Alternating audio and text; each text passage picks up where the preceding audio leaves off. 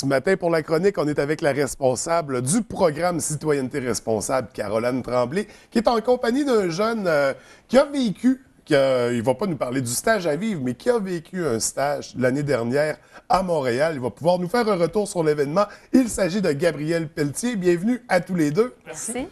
Caroline, on va commencer avec toi, tiens, parce que c'est ça, Citoyenneté responsable, on a présenté un peu le programme il y a 2 semaines, mais il y a une finalité au programme. Oui. Ou une finalité, c'est ça, il y a peut-être des trucs encore un peu après, mais il y a quand même un projet majeur au travers de tout ça, qui sont des stages à l'extérieur de la région. Oui. C'est quoi exactement? Mais dans le fond, c'est comme un sommet qu'on atteint en secondaire 4. Les jeunes choisissent entre aller vivre une expérience d'initiation à la coopération internationale dans un pays d'Amérique du Sud. L'an passé, ils allaient au Honduras. Là, cette année, on a décidé d'aller en Équateur. OK. Sinon, s'ils trouvent que ce stage est trop dispendieux ou que c'est une expérience qui peut être trop déstabilisante, bien, ils peuvent faire un stage à Montréal, qui est un stage d'engagement communautaire et de rencontres multiculturelles, dans le fond. OK. Ces 2 stages qui sont tout aussi intéressants, c'est dans Oui. 2 milieux complètement différents. Vraiment. Il y en a un, c'est ça, dans une Bien, c'est culture qu'on connaît c'est mieux, deux disons. stages qui donnent un choc culturel, par Ouais. exemple, parce que le premier d'initiation à la coopération internationale, bien là, ils changent de pays, ils apprennent une nouvelle culture. Puis celui-là, à Montréal, bien, ils rencontrent différentes ethnies qui vivent au Québec. Puis ils passent une journée avec eux, ils mangent avec eux, ils visitent leur lieu de culte, ils font plein de choses. Donc, ils vivent comme un choc culturel quasiment par jour, là, à Ouais. ce moment-là. Ouais. Puis Montréal reste que c'est pas du tout pareil que la baie, là. Non, non, c'est pas comparable. Non. Donc, et quand on dit notre choix cette année, on s'est arrêté sur l'Équateur. Qui est ce on? Est-ce que c'est les jeunes qui décident? Non, le ON, c'est le comité de coordination, qui est un comité qui est constitué de parents du programme Ouais. de citoyenneté responsable, de la direction de l'école, de moi, puis d'un enseignant du programme aussi. Donc, ça faisait 3 ans qu'on allait au Honduras. Puis on trouvait que les jeunes commençaient à être un peu trop habitués. Tu sais, Parce d'année en qu'ils- année, ils se parce faisaient qu'ils parler du transmettent stage. les- Oui, exactement. Puis le Honduras, ça restait que c'était un pays qui était très dangereux, mais les jeunes étaient plus stressés de partir au Honduras. Donc, on a décidé de changer de pays pour les déstabiliser Ouais, un petit ouais. peu, là. Pour vivre pleinement Oui, l'expérience qu'ils exactement. vont vivre.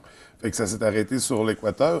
Et comment ça fonctionnait? Vous aviez une liste de pays, selon en fait, certains critères, vous choisissez? Bien, on avait une liste d'organismes OK. qui nous aident là, à organiser le stage. Puis eux, ils ont des pays. Donc, nous, on a choisi l'organisme. Fait que le pays venait avec l'organisme. L'organisme, c'est le Centre de solidarité internationale qui est à Alma. Donc, eux, ils organisent le stage pour nous. Ils forment les jeunes, tout ça, pour aller en Équateur. Puis, une fois sur place, c'est eux qui organisent les activités. C'est comme une... Je ne veux pas dire une agence de voyage parce que c'est pas ça, mais tu sais, ils nous prennent en charge complètement une fois sur place, là. Ouais, ben c'est déjà, ils ont de l'expérience dans Exactement. ces, Bien, ils sont sur ces place voyages depuis des humanitaires-là, années, là, ouais. oui. Donc, ils sont là pour encadrer, offrir de la ressource, c'est ça, présenter ces éléments-là. Et comment on se prépare à un voyage comme ça? Je veux dire, premièrement, à l'Équateur, c'est espagnol? Oui, bon, mais comment ils se préparent, les jeunes qui vivent le stage en Équateur? C'est qu'ils doivent, depuis le début de l'année, ils font un atelier d'espagnol par semaine. C'est 2 heures d'espagnol par semaine. Ouais. Après ça, ils font un midi par semaine où on est tout le monde ensemble, puis on travaille sur la vie d'équipe, qu'est-ce qu'ils s'en vont vivre là-bas. Puis ils ont 2 fins de semaine complètes de formation qui commencent le vendredi soir puis qui se terminent le dimanche en fin d'après-midi, où là, ils parlent de mondialisation, de qu'est-ce que la coopération internationale, la rencontre d'une autre culture aussi, comment on réagit, parce que là, ils s'en vont vivre 2 semaines complètement en famille, Ben, avec dans des un gens, autre. dans Écoute, un village, là. je vais utiliser l'expression. C'est un autre monde, mais littéralement, Oui. tout change. La faune, la flore, faut, Oui. tu sais, on est loin de la forêt québécoise. Oui, là. très loin. Déjà, les animaux sont pas les mêmes. Non.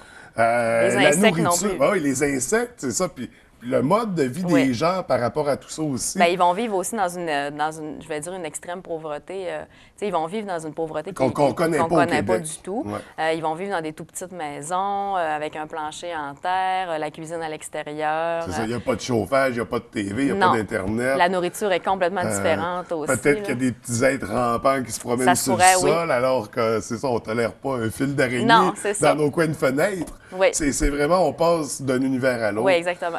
C'est quoi, de ceux qui sont allés et qui sont revenus, qu'est-ce qui a marqué le plus ces jeunes-là?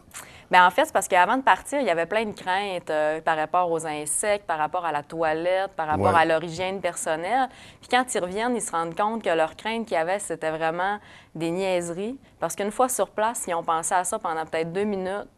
Puis après ça, ben ils se sont rendus compte qu'il n'y avait rien là d'avoir une coquerelle dans sa chambre parce que l'important dans la vie, ben c'est d'être aimé des gens qui nous entourent, puis de bien manger, puis de s'amuser avec les gens. On prend conscience de la oui, superficialité qui exactement. nous entoure. Puis quand dans ils notre reviennent monde. ici, ben ils sont plus proches des vraies valeurs, de la vraie vie. Là. Fait que ça les connecte vraiment avec Oui, vraiment. C'est très intéressant. Puis là, on va traverser du côté de Montréal avec Gabriel. Ouais. Parce que toi, tu as vécu l'expérience l'année passée du stage à Montréal. On parle de 2 semaines aussi?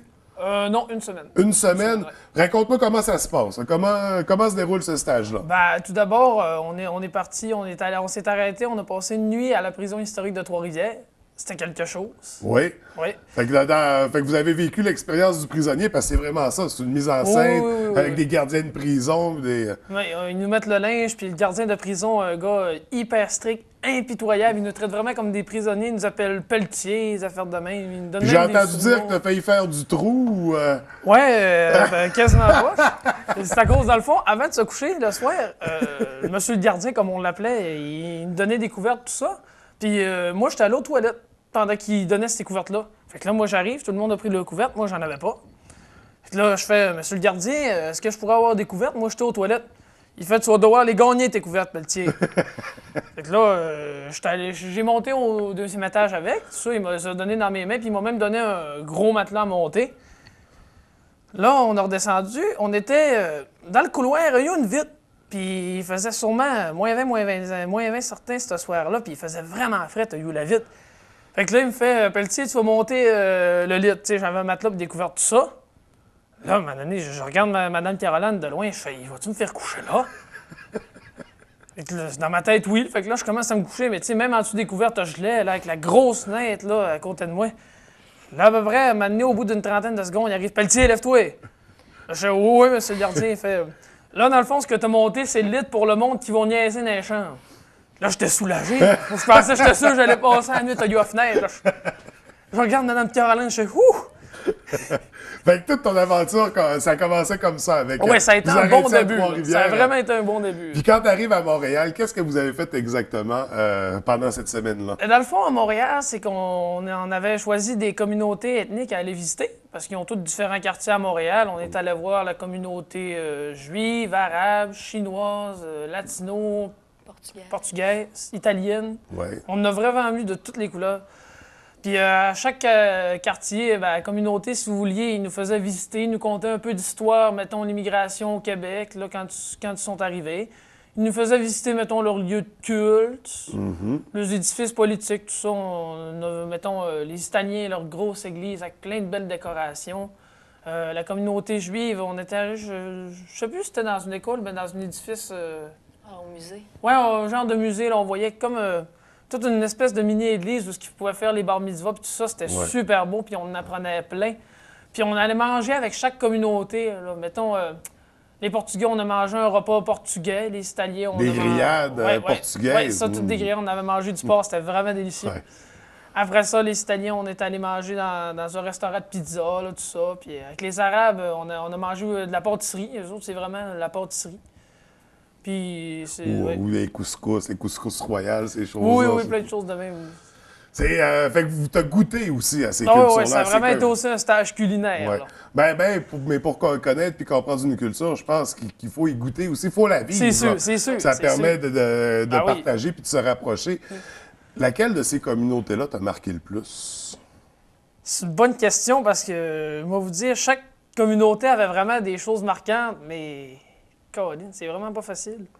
T'as marqué par des traditions, par l'alimentation, Oui, ça, par ça- leur façon de vivre, C'est par leur ça donne pas tout façon le temps. Là. Ouais. Parce que les Arabes, mettons, c'est sûr que ça va être plus... tu sais, ils ont la façon de vivre, tout ça, puis les prières dans les petites mosquées, puis tout ça. Puis eux autres, mettons, on sait que les relations amoureuses, tout ça, c'est vu différemment. Ouais. Aussi, la communauté chinoise, on est allé faire de la méditation dans un genre de temple bouddhiste, là. Ça, c'est vraiment marquant. Puis les Italiens, ils arrivent avec la pizza avant Ils sont chaleureux, hein. Ah oui, vraiment, vraiment. Ouais, ils sont très accueillants. Oui. Fait que c'est une belle expérience que tu as vécue. Toi, à Montréal, tu retournes n'importe quand. Ah, c'est sûr, c'est sûr. Est-ce que tu veux aller étudier là après, plus tard? Est-ce Bah, que tu comptes aller... Non, pas vraiment, là, parce que tout ce que je veux faire dans mes études, je peux l'avoir ici. là. OK. Peut-être pas au point de quitter, mais... Puis t'es amoureux de la région. Ah ouais, ça, Mais c'est important d'aller vivre ces expériences-là pour Ben oui, ramener oui. du bagage ici. Puis aussi, ce qui arrive avec le stage à Montréal, c'est que, tu sais, le stage en Amérique du Sud, tout ça, tu sais, c'est gros, puis ça montre des choses aux étudiants, puis ils vont vivre là-bas 2 semaines. Le stage à Montréal, je vous dirais qu'il est comme un peu dans l'ombre du stage en Ouais. Amérique du Sud, mais on voit quand on le fait. Il faut vraiment le faire. Il est puis- tout aussi important Ouais, parce que vous il sait apprenez... se démarquer. Vous apprenez, c'est ça, comment aider, mais dans Oui. notre contexte à nous, C'est par ça, rapport à c'est nos ça. ressources, puis Oui. nos... Oui. Parce que veux pas, plus tard, tu resteras pas à l'Équateur non plus. Tu Non, vas non, demeurer non. au Québec. Mais c'est quand même, les deux ont leur importance. Ben oui, ben Faut pas les comparer, je pense, Non. parce qu'ils sont pas comparables. C'est complètement l'opposé l'un de l'autre. Non, c'est exactement. ça, c'est C'est ça. 2 stages qui sont complètement à part Ouais. entière. Puis des fois, il y a certains des jeunes qui vivent le stage, par exemple, en Équateur, qui disent qu'ils aimeraient ça faire les deux. Ouais. Tu sais, parce qu'ils voudraient voir les deux Et côtés. vice-versa, j'imagine. Exactement. Mais les 2 stages, là, les jeunes, ils en ressortent grandis. Puis tout le groupe au complet revient transformé là, d'après les 2 semaines de stage. là. C'est vraiment une expérience à vivre. Et c'est quand Ah ces oui. stages-là? C'est avant la semaine de relâche, donc la OK. dernière semaine de février. Puis celui en Équateur se poursuit toute la semaine de relâche aussi. Donc les élèves reviennent le mardi suivant la semaine de relâche. Donc c'est tous les élèves de citoyenneté responsable en secondaire 4, dans le fond, n'ont pas d'école la semaine avant la relâche parce qu'ils sont tous à quelque part. Là, vous allez nous prendre des photos pour ces 2 stages-là, Montréal et Équateur. Ah oui, On va c'est- présenter ça, c'est des belles expériences. Écoutez, c'est vraiment magnifique comme projet. Toi, tu ne le refais pas cette année, par exemple. Là, tu es au secondaire Ouais, 5. c'est ça. Là, on a le prochain intégrateur cette année. Ouais. Là, puis non, on ne refait pas des stages, mais c'est ceux-là qui sont en secondaire vécu 4 ton cette année. expérience, Oui, c'est ça. une belle expérience. Ouais. Très belle expérience. Écoutez, merci d'être venu au studio pour nous en parler. Bien, merci Fait beaucoup. Caroline, c'est un plaisir de te recevoir. Prochaine chronique de l'école, ce ne sera pas toi, je crois. Non, Là, c'est pas moi. On va être avec quelqu'un d'autre. Ben, merci beaucoup. Je vous souhaite une belle journée. Ben, merci Merci à beaucoup, vous. toi aussi.